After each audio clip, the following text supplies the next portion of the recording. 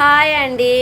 ఈరోజు మేము ఒకటి అనుకున్నది మీకు చెప్తున్నాము. నా వీడియో తొయ్యకుండా విని వెళ్ళండి. మా మనసులో ఏముందో తెలుసుకోండి. ఫస్ట్ చెప్పు.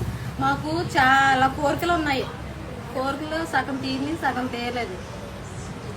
చాలా కోరికలు ఉన్నాయి. అవన్నీ ఈ జన్మలో తీరతాయో లేదో కూడా తెలియట్లేదు.